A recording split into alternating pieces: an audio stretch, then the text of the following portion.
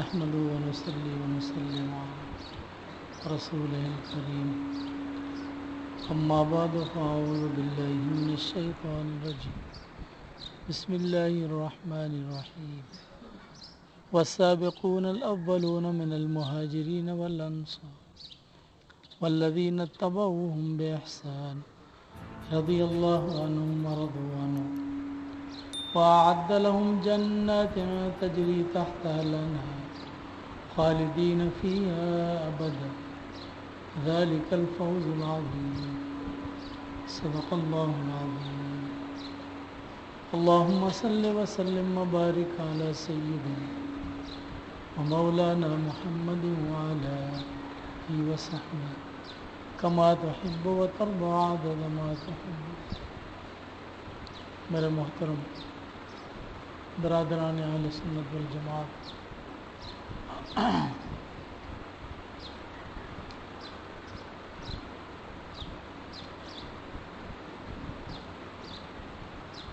دنیا کے بڑے بڑے خزانے وہ بادشاہوں کے پاس ہوتے ہیں، لیکن وہ انہیں چابیوں کے اندر بند کر کے رکھتے ہیں اور وہ سمجھتے ہیں کہ ہماری حکومت اور ہمارا اقتدار اس وقت تک ہے جب یہ خزانے ہمارے پاس رہیں گے. یہ خزانے ہم سے جب گئے تو حکومتیں بھی گئی، اقتدار بھی گیا.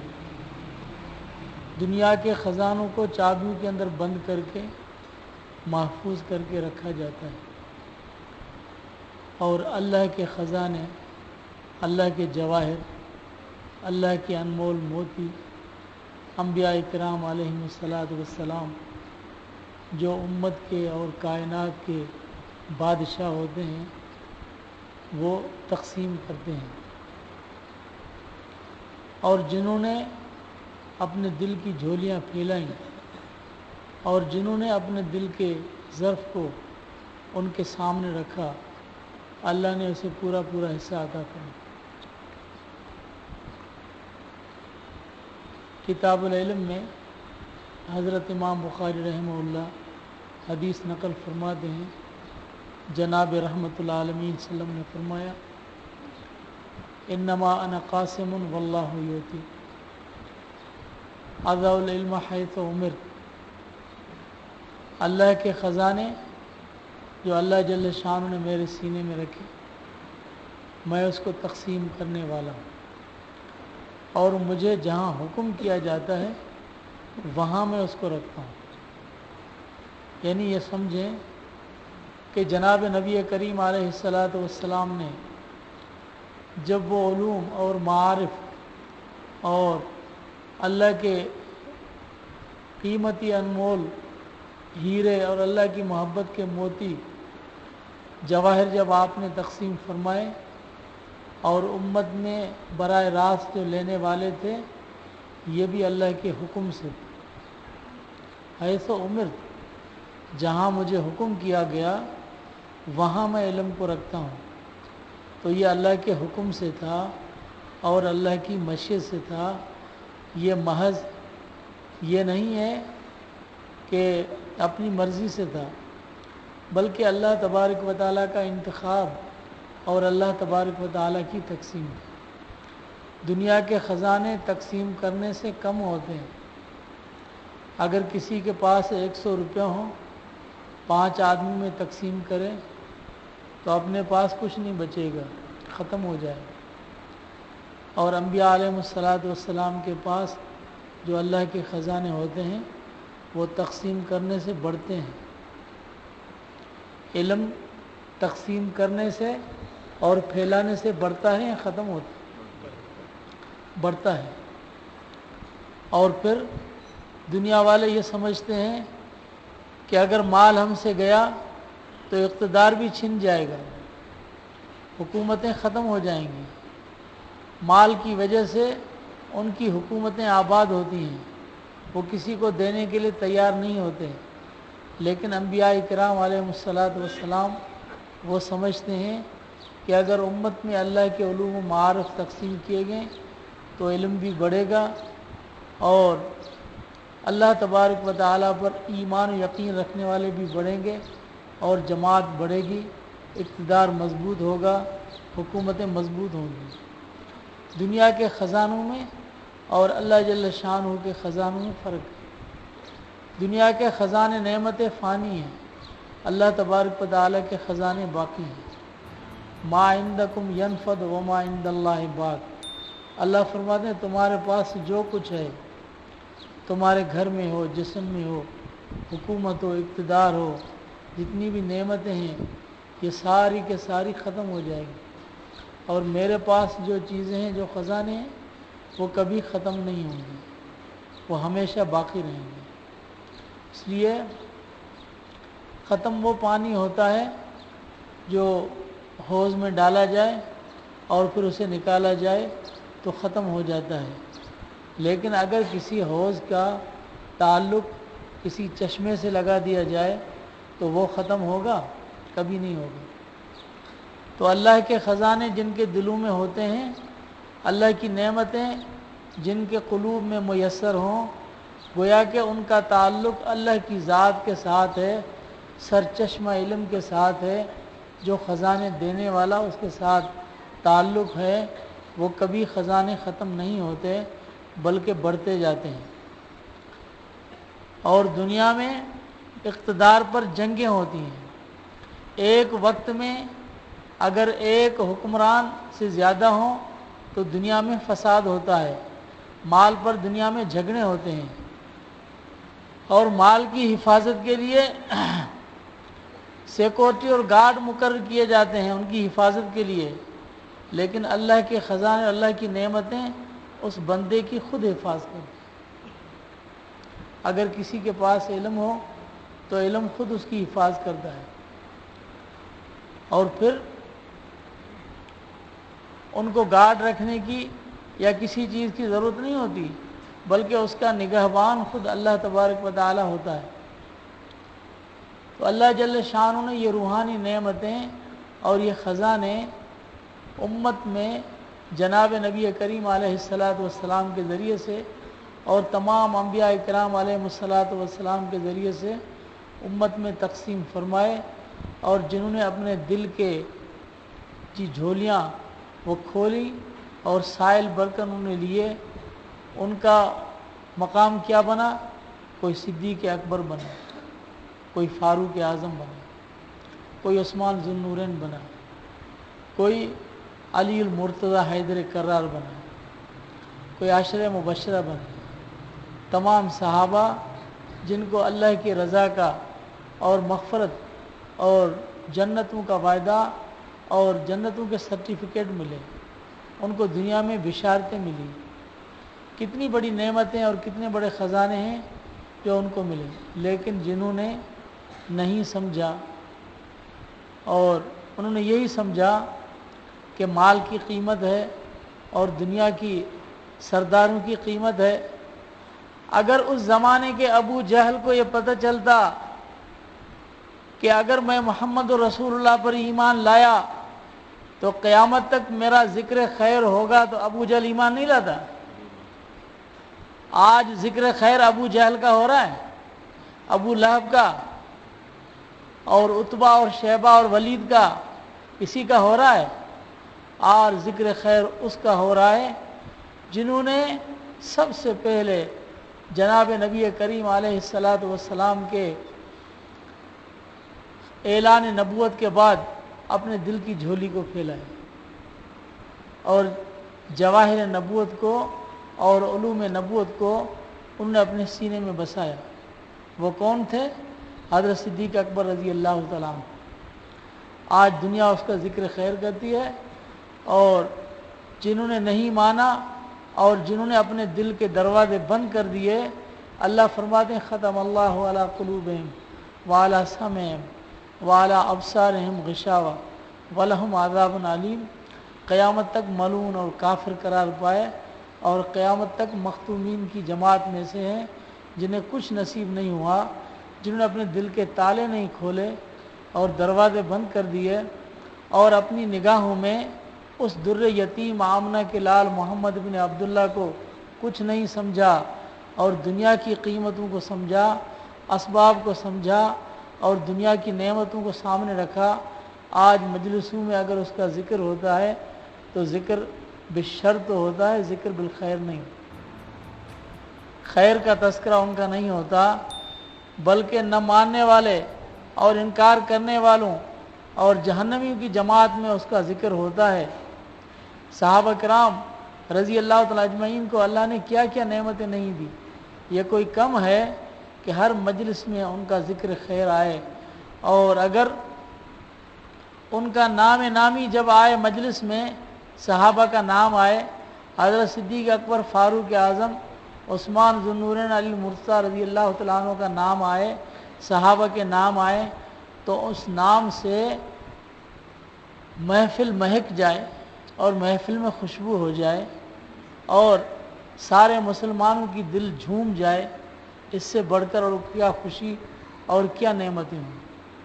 یہ روحانی نعمتیں اب جس کو ملی مل گئیں، جس سے اللہ نے یہ مقام دیا وہ دے دیا، اور سب سے بڑی بات یہ کہ ہم کیا ذکر کریں، ہماری زبان میں کیا طاقت ہے، اور ہم کون ہوتے ہیں ذکر کرنے والے اور تذکرہ کرنے والے۔ اللہ اپنے قرآن میں ان کا ذکر فرمائے، کلام ازلی ابدی میں، اور اللہ اس کی مثالیں تورات و انجیل میں دی۔ مثلہم فی التورات و مثلہم فی الانجیل، اللہ اس کی مثالیں کتب سابقہ میں دے، اور اللہ ان کی صفتیں اور شانیں اپنے اس کلام میں بیان فرمائے۔ یہ قرآن مجید تو صرف وہ آسمانی صحیفہ اور وہ کتب سابقی کی طرح کتاب نہیں ہے، بلکہ یہ کلام اللہ ہے، کلام اللہ جسے اللہ نے بولا ہے، اور یہ اللہ کا باطن ہے، اور یہ مومن کے سینوں سے ٹکراتا ہے اور باقی رہنے والا کلام ہے، فانی کلام نہیں ہے، یہ اللہ کی صفت ہے۔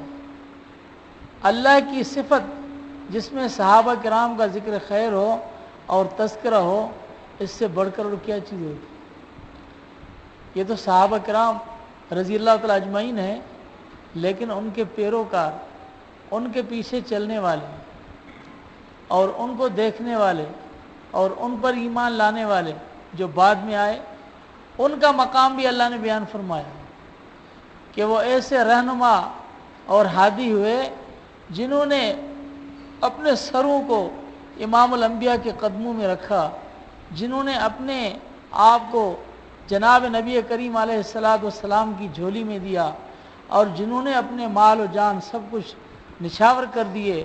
اللہ نے آنے والی قیامت تک ساری انسان کی دلوں کو ان پر نچھاور کر دیا۔ ہم کہتے ہیں ہمارا جان مال سب کچھ صحابہ پر قربان، تو صحابہ پر قربان کیوں کرتے ہیں؟ اس لیے کہ جو اللہ کی محبت میں سب کچھ قربان کرنے والا ہو تو پھر اللہ اس پر سارے دلوں کو قربان کر دے۔ ہم صحابہ پر اس لیے قربان ہیں کہ وہ خود قربان تھے، وہ خود کسی پر مر مٹنے والے تھے، وہ خود کسی پر اپنی جان و مال کو فدا کرنے والے تھے، اور ان کی زندگیاں ہمارے سامنے ہیں کہ انہوں نے کچھ بنایا یا سب کچھ لٹایا؟ کچھ نہیں بنایا، اپنے لیے نہیں، اولاد کے لیے نہیں، خاندان کے لیے، بلکہ سب کچھ لٹایا، مال متاع جان اولاد جو کچھ تھی سب کچھ لٹا دیا، اور انہیں ہمیں بتلا دیا کہ اللہ کی محبت سب سے شرط اول ہے، اس کے بعد جناب نبی کریم علیہ السلام کی محبت دوسرے نمبر پر ہے، اور آپ صلی اللہ علیہ وسلم سے محبت کرنا، اطاعت و اتباع کرنا یہ ایمان کا حصہ ہے، اور ایمان اس وقت تک کامل نہیں ہو سکتا جب تم سب کچھ اللہ اس کے رسول کی محبت میں قربان کر دو۔ اور سب سے بڑی چیز قربان کرنے کی کیا ہے؟ اپنی قرابتیں اور رشتہ داری، سب سے مشکل چیز یہ ہے۔ ہمارے محلوں میں، ہمارے پڑوس میں، ہماری برادری رشتہ داریوں میں کئی ایسے لوگ ہوتے ہیں جو صحابہ کرام رضی اللہ اجمعین کے خلاف زبان درازی کرتے ہیں اور بدعقیدہ لوگ ہیں جو حضور صلی اللہ علیہ وسلم کی اور اللہ کی محبت نہیں رکھتے، آپ صلی اللہ علیہ وسلم کی اطاعت نہیں کرتے، تابعداری نہیں کرتے، تو کیا ہم دیکھیں اپنے ضمیر کو، ہم دیکھیں اپنے اندر کو، کیا ہم نے اللہ اور رسول کی خاطر وہ قرابتیں، وہ رشتہ داریاں، وہ ہم نے قربان کر دیں؟ اگر ہم یہ سب کچھ قربان کر سکتے ہیں تو سمجھو کہ صحیح پیروکار ہیں۔ اللہ نے فرمایا والذین اتبعوہم بإحسان، صرف یہ نہیں ہے کہ اتباع کا نام ہو، محبت کا نام ہو اور سچی محبت نہ ہو، سچی محبت یہ ہے احسان اور اخلاص کے ساتھ اور دل کی گہرائیوں کے ساتھ ایسی اتباع ہو کہ ہم کہیں کہ ساری قرابتیں، ساری برادریاں، ساری رشتہ داریاں وہ سب اللہ رسول کے لیے قربان ہیں۔ اپنا بیٹا ہو لیکن اگر صحیح راستے پر نہیں آتا تو ہم کہیں ہمارا بیٹا نہیں ہے۔ ہمارا بیٹا وہ ہے جو اللہ رسول کا صحیح متبع اور صحیح اتباع کرنے والا اور صحیح محبت اور جذبہ رکھنے والا اور صحابہ کرام رضی اللہ اجمعین کے ساتھ صحیح محبت رکھنے والا، وہی ہمارا بیٹا ہے، دوسرا ہمارا بیٹا نہیں ہے۔ یہ ہمیں صحابہ کرام نے سکھایا۔ کس نے سکھایا؟ صحابہ کرام رضی اللہ اجمعین نے۔ غزوہ احد سے جو واپس لوٹے تو پہلے عبداللہ بن ابی بن سلول جو رئیس المنافقین تھے، انہوں نے اعلان کیا تھا، اللہ نے قرآن میں ذکر فرمایا لئن رجعنا الى المدینہ لیخرجن الاعز من الاذل، جب ہم مدینے میں لوٹیں گے تو پھر عزت والے جو ہم ہیں وہ ذلیل لوگوں کو معاذ اللہ، انہوں نے حضور صلی اللہ علیہ وسلم اور صحابہ کرام کو ذلیل کہا کہ عزت والے ذلیلوں کو نکالیں گے اور مدینے میں رہنے نہیں دیں گے، انہوں نے یہ کہا تو صحابہ کو غیرت آئی، لیکن سب سے زیادہ غیرت کس کو آئی؟ اس کے بیٹے حضرت عبداللہ رضی اللہ تعالیٰ عنہ۔ عبداللہ بن عبداللہ اس کا بیٹا تھا، عبداللہ بن سلول کا بیٹا تھا اور وہ صحابی تھا۔ اس نے کہا یا رسول اللہ آپ حکم فرمائیں، اگر آپ حکم صادر فرماتے ہیں کہ اس رئیس المنافقین جو میرا باپ ہے اس کی گردن اڑانی ہے تو یہ صحرا مجھے ملنا چاہیے، یہ میرے حصے میں آنا چاہیے کہ میں اس کی گردن اڑاؤں۔ آپ صلی اللہ علیہ وسلم نے فرمایا نہیں۔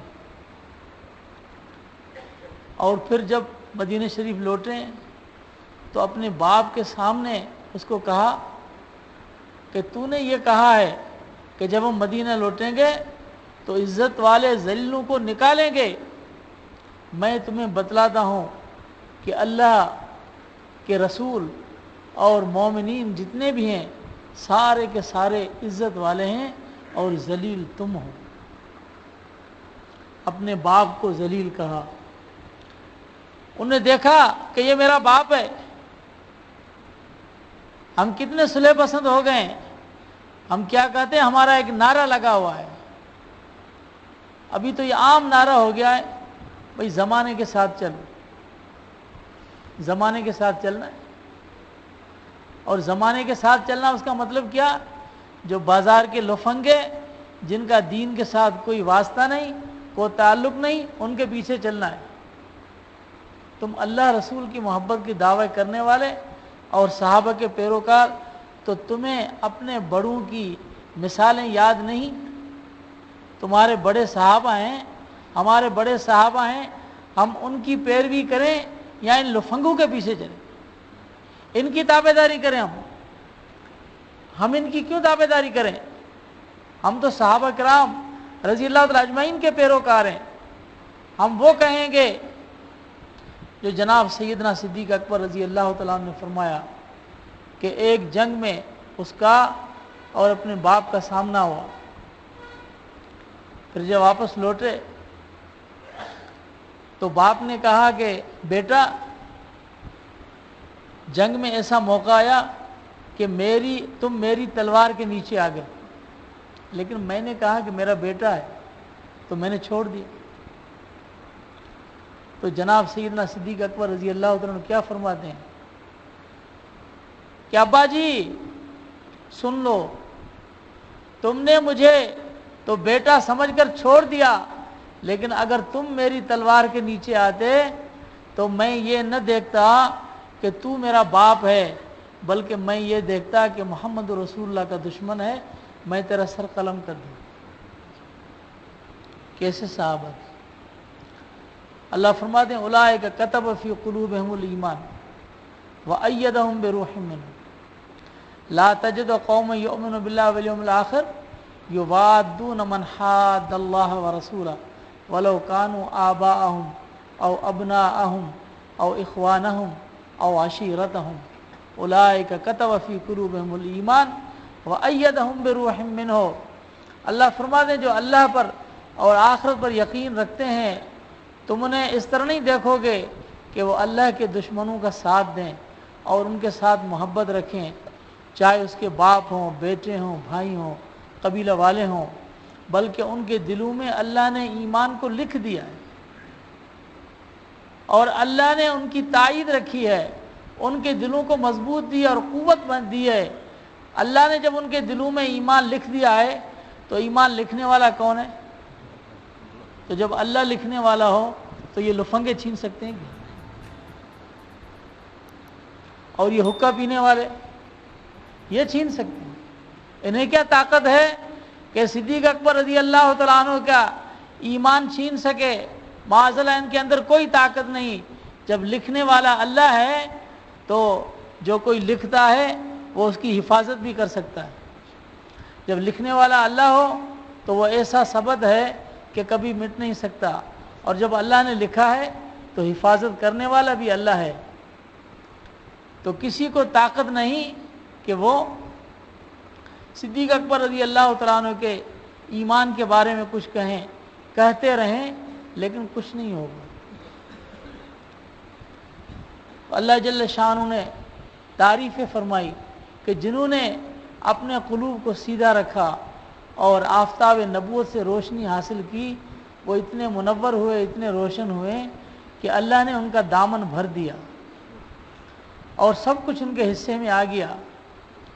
جناب رحمت العالمین صلی اللہ علیہ وسلم فرماتے ہیں ما القی اللہ فی صدری القیتہ فی صدر ابی بکر، جو اللہ نے مجھے علوم عطا فرمائے وہ سارے کے سارے میں نے صدیق اکبر کے سینے میں منتقل کر دی،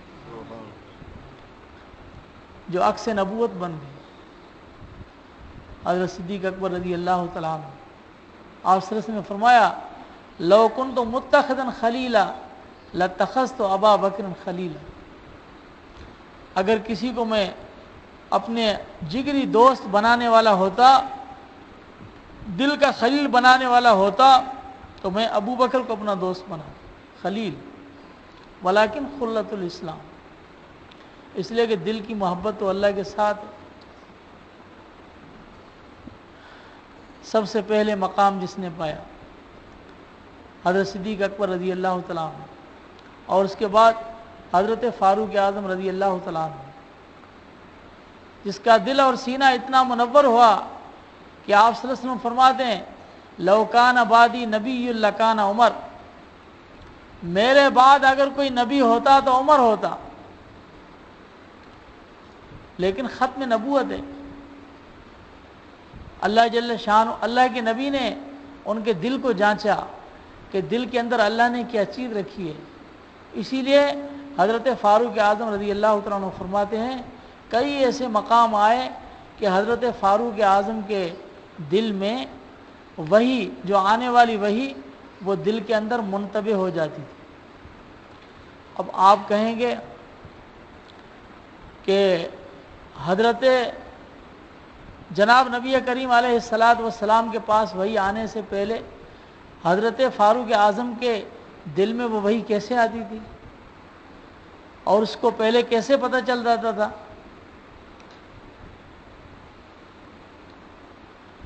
تو اللہ ہمارے سینوں کو کھول دے، معاملہ سمجھ میں آ جائے۔ یہ اللہ تبارک و تعالیٰ کے راز ہیں۔ اللہ جل شانہ جس طرح سے یہ آنکھیں ہیں نا، اب اگر دیوار نہ ہو تو کسی چیز کو دیکھنے کے لیے آنکھ کو کوئی رکاوٹ نہیں۔ اگر آنکھ میں روشنی ہے اور دیوار ہٹ گئی تو پھر دیکھنے میں کوئی رکاوٹ ہے؟ یہ دیوار ہٹ جائے تو یہاں سے آپ کو سڑک نظر آ جائے گا، یہ دیوار رکاوٹ ہے۔ اسی طرح سے اللہ تبارک و تعالیٰ کے عالم غیب اور عالم اسرار، عالم قدر، عالم امر جو عالم بالا میں ہیں، ان کے دیکھنے سے مانے وہ دل کے پردے ہیں۔ جب رحمت العالمین صلی اللہ علیہ وسلم کے دل سے آفتاب نبوت کی شعاعیں حضرت فاروق اعظم رضی اللہ تعالیٰ عنہ کے سینے میں پڑی اور دل کے پردے حجابات ہٹ گئے اور دل ایسا آئینہ منور اور روشن ہو گیا، اب کوئی حجاب ہی باقی نہ رہا۔ وہی نکلتے ہی دل پہ منتبہ ہو گئی۔ لانے والے حضرت جبریل امین علیہ السلام تھے، تو یہ وحی کی انتباہی شکل ہے۔ اسی لیے آپ صلی اللہ علیہ وسلم نے فرمایا کہ حضرت عمر رضی اللہ تعالیٰ عنہ کا سینہ یہ ایسا سینہ ہے کہ اللہ تبارک و تعالیٰ کی وحی نکلتے ہی اس کے اندر منتبہ ہو جاتی ہے، یعنی چھپ جاتی ہے۔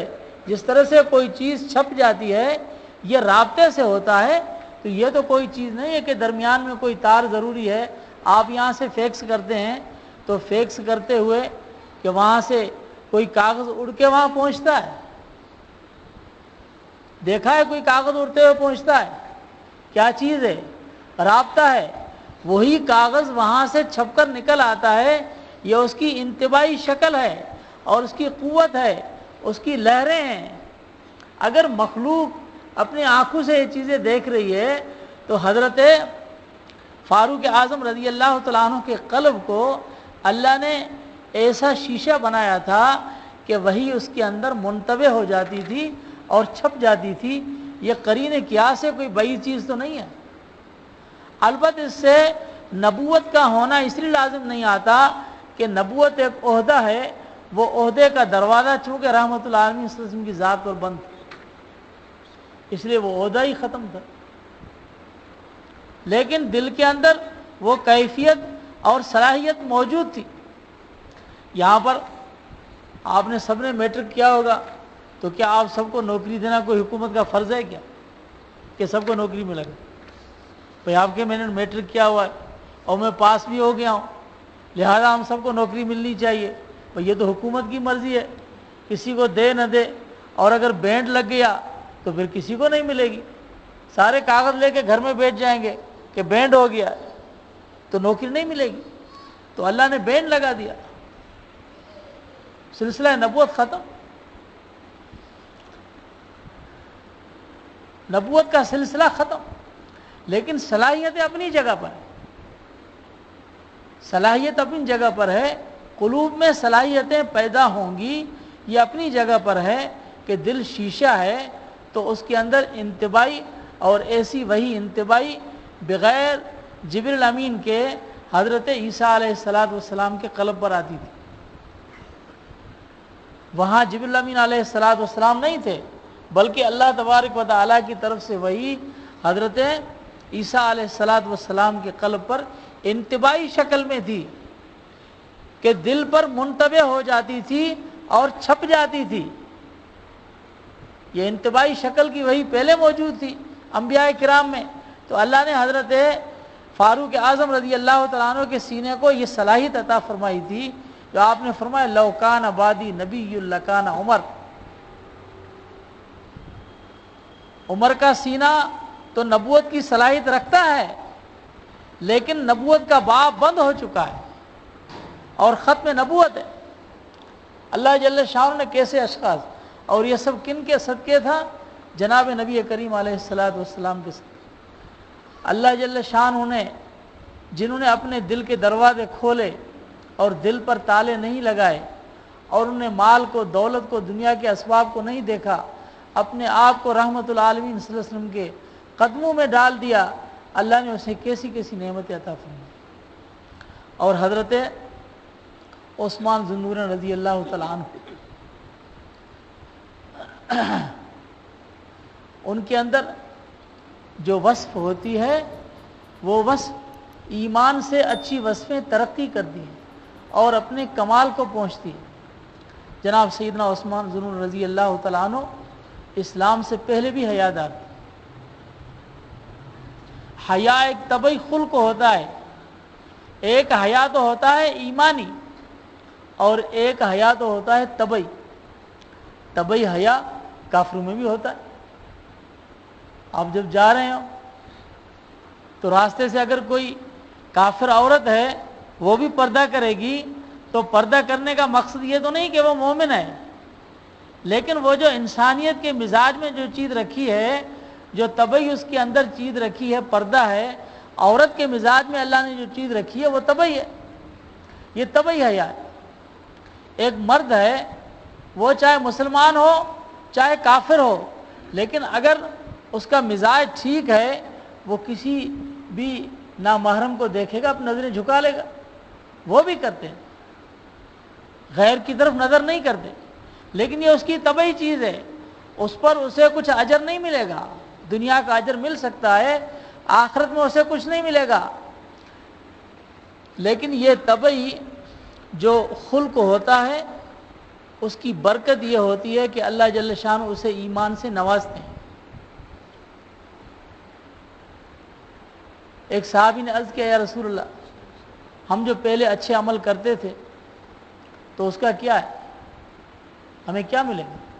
تو آپ صلی اللہ علیہ وسلم نے فرمایا اسلمت علی ما اسلفت من خیر، آپ نے جو سابقہ اچھے اعمال کیے ہیں نا اس کی بدولت اللہ نے تجھے ایمان نصیب کیا، اس کے صدقے میں۔ یہ نہیں ہے کہ وہ معتبر ہیں، وہ معتبر نہیں ہے، بلکہ اس کی بدولت اللہ نے تجھے یہ کلمہ نصیب کیا ہے۔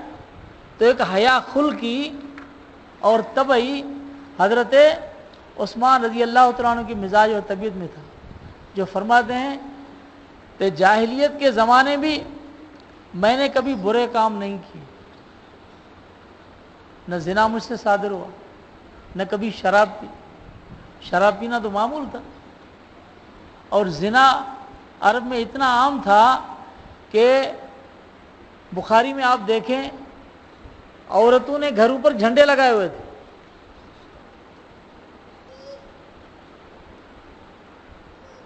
عمومی زنا تھا، لیکن اس دور کے بھی حضرت عثمان رضی اللہ عنہ فرماتے ہیں کہ جاہلیت میں یہ برائیاں مجھ سے سرزد نہیں ہوئی، اور جب اپنی جھولی کو، دل کی جھولی کو رحمت العالمین صلی اللہ علیہ وسلم کے سامنے ڈالا اور آپ نے اس جھولی کو اللہ کے خزانے، اللہ کے علم سے اور ایمان کی دولت سے بھر دیا، جب حضرت عثمان ذو النورین بن گئے تو اللہ نے اس وصف کو اتنا کمال تک پہنچایا، اتنا کمال تک پہنچایا کہ صاحب حیا والایمان ہو، کامل الحیا والایمان ہو گئے۔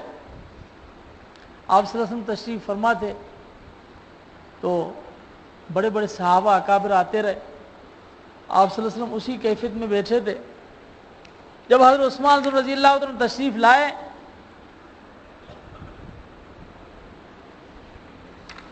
تو آپ صلی اللہ علیہ وسلم نے اپنی چادر مبارک کو ٹھیک کیا اور سمیٹ کے بیٹھ گئے۔ تو کسی نے عرض کی، یا رسول اللہ حضرت عثمان رضی اللہ تعالیٰ عنہ کے آنے سے آپ کی حیت بدل گئی اور سمٹ کے بیٹھے، اس کی وجہ کیا ہے؟ تو حضور صلی اللہ علیہ وسلم نے فرمایا الا استحیی من رجل تستحیی منہ الملائکہ، میں اس شخص سے کیسے حیا نہ کروں جس سے اللہ کے فرشتے حیا کرتے ہیں۔ یعنی اللہ کا نور جو سینے میں آیا تو حضرت صدیق اکبر رضی اللہ تعالیٰ عنہ کا علم امت میں اعلیٰ مقام پر پہنچ گیا، اور حضرت فاروق اعظم رضی اللہ تعالیٰ عنہ کا قلب وہ قلب نبوت کی طرح ہو گیا، اور حضرت عثمان ذو رضی اللہ تعالیٰ عنہ حیا میں کامل اور بصیرت میں کامل ہو گئے. جب حیا کامل ہو تو اللہ جل شانہ اسے کامل بصیرت عطا فرماتا. یہ حیا ایمانی ہے.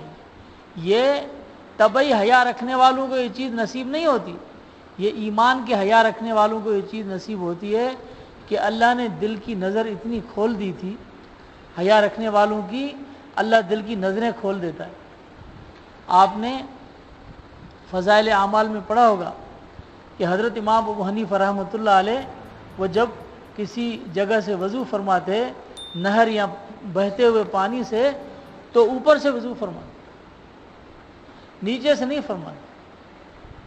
فرمایا اس لیے کہ حدیث میں ہے جب کوئی وضو کرتا ہے تو ہاتھ دھوتے ہوئے, منہ دھوتے ہوئے اور بازو دھوتے ہوئے, پاؤں دھوتے ہوئے اس کے اس عضو سے جتنے گناہ ہیں وہ جھڑ جاتے ہیں.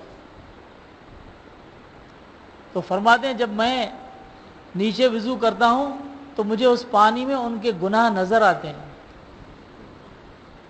اس لیے نیچے وضو نہیں فرماتے تھے بلکہ اوپر سے جا کے وضو فرماتے تھے تاکہ مجھے وہ چیزیں نظر نہ آئیں. یہ دل کیا نور اور دل کی بصیرت تھی. جب اللہ تبارک و تعالیٰ کھولتے ہیں تو یہ چیزیں نظر آتی. تو حضرت عثمان رضی اللہ تعالیٰ عنہ تشریف فرما تھے تو ایک شخص بد نظری کر کے آیا. حدیث میں ہے کہ غیر محرم پر نظر کرنا اور بد نظری کرنا یہ آنکھ کا زنا ہے. پاؤں کا بھی زنا ہوتا ہے, آنکھوں کا بھی زنا ہوتا ہے. زنا کی طرف ہاتھ بڑھے یہ ہاتھ کا زنا ہے. تصور کرنا یہ دل کا زنا ہے. سارا وجود ایک تو ہوتا ہے حقیقی زنا لیکن اس کا الگ الگ زنا ہے.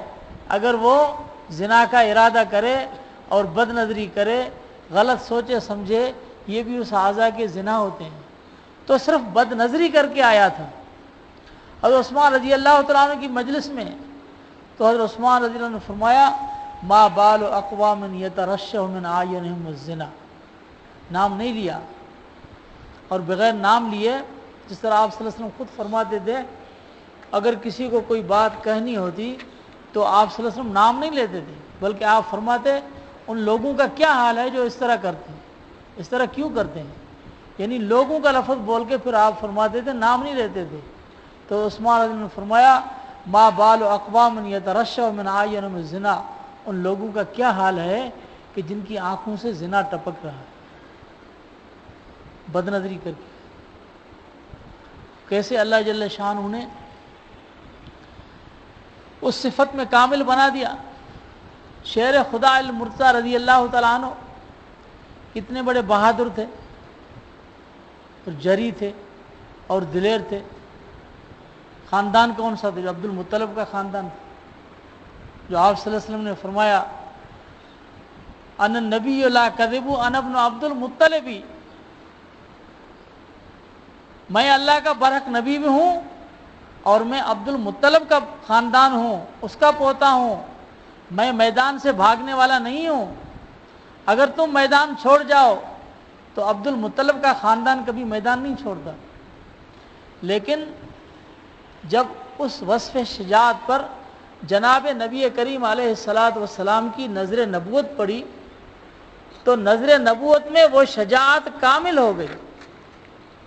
ایسی کامل ہو گئی کہ کئی مرتبہ حضرت المرتضیٰ رضی اللہ تعالیٰ عنہ نے شیر خدا نے میدان میں وہ جوہر دکھائے جو کسی نے نہیں دکھائے. خیبر کے میدان میں جب آپ صلی اللہ علیہ وسلم تشریف لائے تو حضور صلی اللہ علیہ وسلم نے فرمایا لأوتین الرایۃ غدا یحب اللہ ورسولہ ویحبہ اللہ ورسولہ.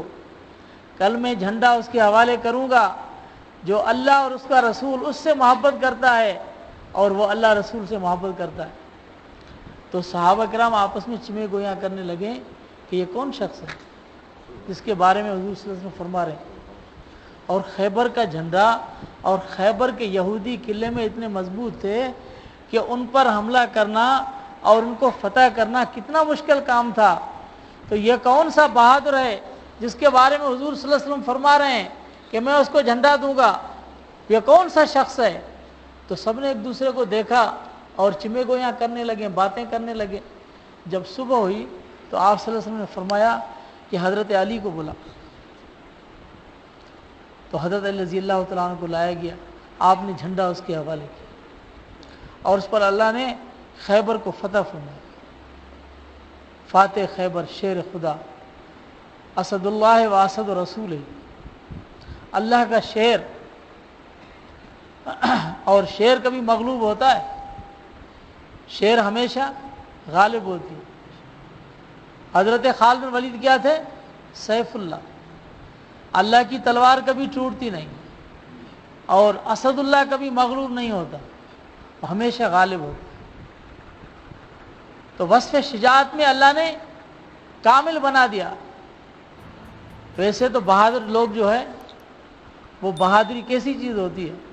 بہادری یہ ہے کہ جب رات کو بھی کوئی آئے اور اس کو بلا لے تو وہ چلا جائے، غلط صحیح پہ لڑتا ہے اور دیکھتا نہیں کہ میں غلط ہوں یا صحیح ہوں، اپنے انجام کو نہیں دیکھتا۔ لیکن جب نظر نبوت پڑی تو وصف شجاعت بھی اللہ کی رضا کے لیے ہو گئی۔ حضرت علی مرتضیٰ رضی اللہ تعالیٰ نے بتلایا کہ بہادری کی وصف بھی اپنے اندر رکھو، لیکن کس لیے رکھو؟ اللہ کی رضا کے لیے۔ صحابہ کرام رضی اللہ تعالیٰ اجمعین کے جتنے بھی اوصاف تھے وہ با کمال بھی تھے، اور جتنے بھی اوصاف تھے وہ صرف اللہ کی رضا کے لیے تھے۔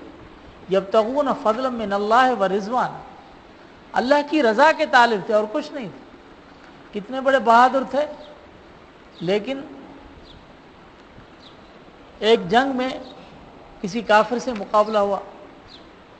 اب کافر کو نیچے لٹایا ہوا ہے، آپ اوپر ہیں، اس کے اوپر چڑھ کے بیٹھ گئے اور تلوار نکالی اس کو مارنے کے لیے، قتل کرنے کے لیے، یا نیزہ نکالا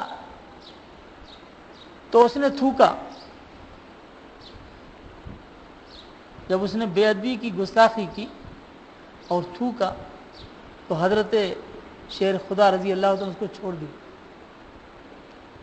تو اس نے کہا کہ ابھی تو میرے اوپر چڑھا ہوا تھا اور مجھے مارنے کے در پہ تھا، مجھے قتل کر رہا تھا، اور میں نے گستاخی بھی کی، پھر تو نے مجھے چھوڑ دیا۔ تو فرمایا میں تجھے اگر قتل کر رہا تھا تو اللہ کا دشمن سمجھ کر اور اللہ کی رضا کے لیے کر رہا تھا، اب جب تو نے میری گستاخی کی، اب میں تجھے کچھ کہتا تو یہ میرے نفس کی رضا تھی، اس لیے میں نے تجھے چھوڑ دیا۔ وصف تو ہے شجاعت کا، لیکن کس کے لیے ہے؟ اللہ کی رضا کے لیے۔ جبھی تو اللہ تبارک و تعالی رضا کے پروانے جاری کیے۔ اللہ فرماتے ہیں کہ میں ان سے راضی ہوں اس لیے کہ وہ مجھ سے راضی تھے۔ جب بندہ اپنے رب سے راضی ہو جائے تو اللہ فرماتے ہیں پھر میں اس سے کیوں نہ راضی ہوں؟ جب وہ مجھ سے راضی ہے تو میں اس سے راضی ہو جاتا ہوں۔ اس آیت میں اللہ جل شانہ نے انہیں صحابہ کرام رضی اللہ تعالی اجمعین کی شان بیان کی، والسابقون الاول من المہاجرین والانصار، اور فرماتے ہیں اس سے مراد تمام صحابہ کرام رضی اللہ تعالی اجمعین ہیں۔ والسابقون الاول من المہاجرین والانصار، تمام صحابہ کرام جتنے بھی مہاجرین انصار ہیں یہ سارے کے سارے سابقون اول میں سے۔ بعض نے تو اور تفسیریں بیان کی ہیں، لیکن تمام صحابہ جتنے بھی مہاجر اور جتنے انصار ہیں، اللہ نے قرآن میں صحابہ کرام کی ہجرت کو بھی بیان فرمایا اور صحابہ کرام کی نصرت کو بھی بیان فرمایا۔ ایک مہاجر تھے اور ایک انصار تھے، دونوں کو اللہ نے بیان فرمایا۔ کسی کے عمل کو بیان کرنا یہ اللہ تبارک و تعالیٰ کی طرف سے یہ دلیل ہے کہ یہ عمل عند اللہ مقبول ہے۔ اگر کسی کو کوئی کہے کہ میرے بیٹے کہہ کر اس کو پکارے تو اس کا مقصد یہ ہے کہ باپ کو یہ سمجھ میں آتا ہے کہ میرا یہ صحیح بیٹا ہے، جبھی تو اس کو بیٹا کہتا ہے، نہیں تو اس کا بیٹا کیسا کہے گا؟ یہ نسبت کا بیان کرنا یہ اللہ تبارک و تعالیٰ کے ہاں مقبول ہونے کی دلیل ہے کہ اللہ نے جب صحابہ کرام کو مہاجر کہا تو اس سے یہ بتلانا ہے کہ ان کی ہجرت میرے ہاں مقبول ہے، اور انصار کہنا یہ اللہ کے ہاں یہ فیصلہ ہے کہ ان کی نصرت میرے ہاں مقبول ہے۔ ان کی ہجرت اور نصرت پر اللہ نے مہر سبق کر دی کہ انہوں نے جو کچھ ہجرت کی اور جو کچھ انہوں نے نصرت کی یہ سب کچھ اللہ کی رضا کے لیے۔ والذین اتبعوہم بإحسان، اور وہ شخص جنہوں نے ان کی اتباع کی احسان کے ساتھ، یہ قیامت تک آنے والے انسان جنہوں نے صحابہ کرام رضی اللہ تعالی اجمعین کی اتباع کی احسان کے ساتھ اور اخلاص کے ساتھ۔ اب یہاں اللہ نے کیا فرمایا؟ والذین اتبعوہم، ہاں والذین اتبعوہم۔ اب یہاں ایک ایسا فرقہ بھی ہے جو کہتا ہے کہ اطیعوا اللہ واطیعوا الرسول، اللہ کی اطاعت کرو اور رسول کی اطاعت کرو بس۔ میرے پاس ایک آدمی لایا، کوئی خط لایا، وہ پیر جھنڈے والوں کی طرف سے، پیر جھنڈے والے جو تھے بدی الدین راشدی، ان کی طرف سے، اس کے اوپر لکھا تھا اطیعوا اللہ واطیعوا الرسول۔ تو میں نے کہا یہ کیا لکھا ہے؟ کہتا اطیعوا اللہ واطیعوا الرسول۔ میں نے کہا قرآن میں تو اس سے آگے کچھ اور بھی لکھا ہوا ہے۔ کہتے جی نہیں، قرآن میں نہیں ہے۔ انہوں نے انکار کر دیا۔ میں نے کہا جی قرآن لاؤ۔ اب قرآن لائے، میں نے کھول کے اس کو دکھایا، میں نے کہا دیکھو یہ لکھا ہوا اطیعوا اللہ و اطیعوا الرسول و اولو الامر منکم۔ اب اولو الامر سے کوئی بھی مراد ہو یہ تو بعد کی چیز ہے، پہلا مسئلہ یہ ہے کہ تیسری چیز ثابت ہو گئی نا۔ آپ نے تو لوگوں کو ان دو چیزوں پر بند کر کے رکھا، اطیعوا اللہ و اطیعوا الرسول، اور جب بات آتی ہے تو یہ کہتے ہیں کہ صحابہ بھی کچھ نہیں۔ ایک نے میرے سامنے کہتے ہیں یہ یہاں داڑھی کو اگر ایک مشت ہو اس کے بعد کاٹنا، آپ کہتے ہیں کہ یہ تو حضرت عبداللہ بن عمر کا نے کیا تھا۔ میں نے کہا تو کیا عبداللہ بن عمر تمہارے سامنے کچھ نہیں ہے؟ کہتے وہ تو صحابی ہے نا۔ تو یعنی صحابی ہونا بھی ان کے لیے کچھ نہیں، بس اطیعوا اللہ و اطیعوا الرسول پر۔ تو اطیعوا اللہ و اطیعوا الرسول تو ہمیں گستاخی نہیں سکھاتا کہ اطیعوا اللہ و اطیعوا الرسول کا مقصد یہ ہے کہ باقی جتنے ہیں سارے کے سب کے گستاخ بن جاؤ، یہ تو نہیں سکھاتا، بلکہ اطیعوا اللہ و اطیعوا الرسول تو ہمیں ادب سکھاتا ہے۔ تو اللہ نے کچھ اور بھی فرمایا، وہ الامر منکم۔ لوگوں کو اتنا دھوکہ دیتے ہیں، اور لوگ، میں نے جب یہ آیت دکھائی تو وہ کھول کے شروع میں دیکھتا ہے کہ واقعی یہ قرآن ہے یا نہیں ہے، اسے یہ بھی شک ہو گیا کہ یہ قرآن بھی ہے یا نہیں ہے۔ اپنی پیر کی بات پر اتنا یقین ہے کہ قرآن کے ہونے میں بھی اس کو شک آ رہا تھا۔ ایسے نظریے سے اللہ ہماری حفاظت فرمائے کہ ہم قرآن کو کچھ نہ سمجھیں اور پیر کی بات کو مقدس سمجھیں کہ اس نے جو کچھ کہا وہ برحق ہے۔ نعوذ باللہ۔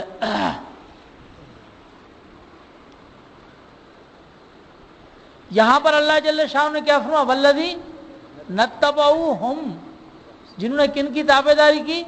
صحابہ کی۔ یا اللہ بھی نہیں ہے، رسول بھی نہیں ہے، والذین اتبعوہم ہے، جنہوں نے صحابہ کی تابعداری کی۔ اللہ ان کو کامیابی قرار دے رہے ہیں، اللہ ان سے راضی بھی ہو رہے ہیں۔ تو والذین اتبعوہم ہے، جنہوں نے صحابہ کی پیروی کی۔ وہ بھی ہمارے ایک دوست ساتھی، اس نے کہا کہ بڑی عجیب بات اس نے بتائی۔ اس نے کہا کہ ایک آدمی کہتا ہے اپنے باپ کے بارے میں، ایک کہتا ہے کہ میرا باپ وہ ٹھیک ہے، سچ کہے گا جھوٹ کہے گا جیسے بھی ہے، اس کی بات ماننا میرے اوپر فرض ہے، جو کچھ وہ کہتا ہے ٹھیک ہے، یعنی جو کچھ ہے بس میرا باپ ہے اس لیے وہ ٹھیک ہے بس۔ اور ایک کہتا ہے کہ میرا باپ اگر ٹھیک کہے گا تو ٹھیک، اگر غلط کہے گا غلط کرے گا تو غلط ہے، دوسرے وہ ہیں۔ اور ایک کہتا ہے کہ میرا باپ خبیث ہے، میں اس سے بھی بڑا خبیث اور شیطان ہوں۔ اور ایک کہتا ہے کہ میرا یہ باپ ہے نہیں، یہ 4 قسم کے لوگ ہیں.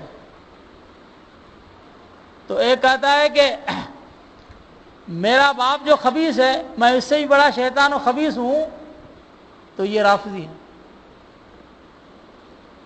اور جو کہتا ہے کہ میرا باپ جو کچھ کرے کہے وہ صحیح ہے، یہ ہیں حضرات بریلوی، محبت میں اندھے ہو گئے. اور جو کہتے ہیں کہ اگر وہ صحیح ہے تو صحیح ہے، غلط ہے تو غلط ہے، یہ علماء دیوبند، اکابر علماء دیوبند. اور جو کہتے ہیں کہ یہ میرا باپ ہی نہیں ہے، یہ غیر مقلد.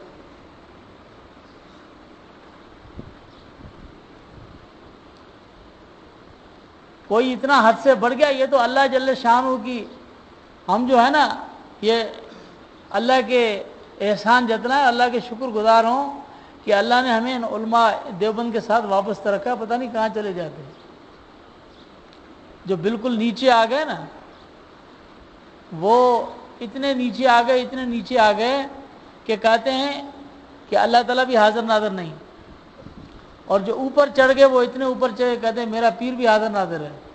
اللہ تو ہے، نبی بھی ہے، کہتے ہیں پیر بھی حاضر ناظر ہے. کان ما یکون کا اس کو بھی علم ہے. اب ہم کہاں جائیں؟ کوئی کہتا ہے سارے کے سارے حاضر ناظر ہیں، اور ایک کہتے ہیں کہ اللہ بھی حاضر ناظر نہیں ہے.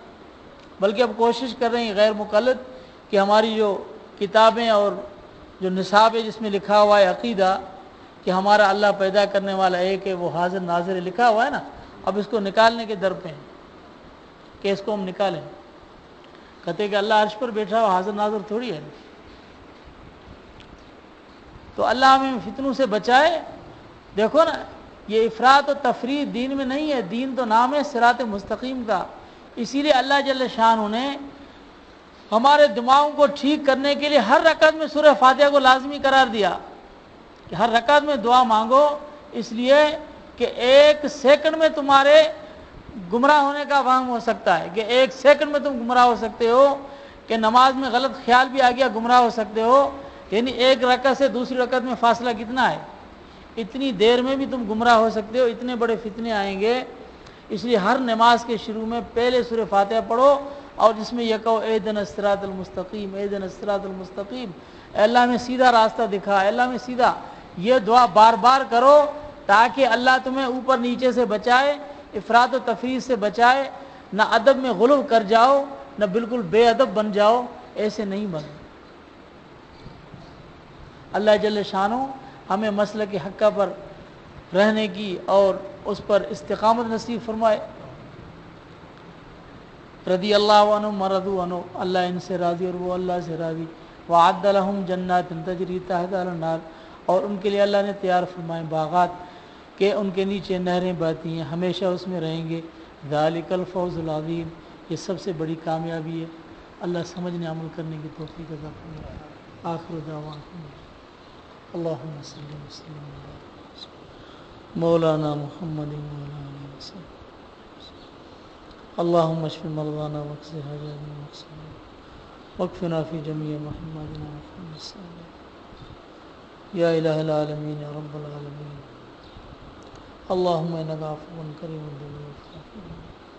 رب اغفر ورحم انت خیر الراحمین بجاہ النبی الکریم صلی اللہ تعالی علیہ محمد وعلی آلہ وصحبہ برحمتک یا ارحم الراحمین.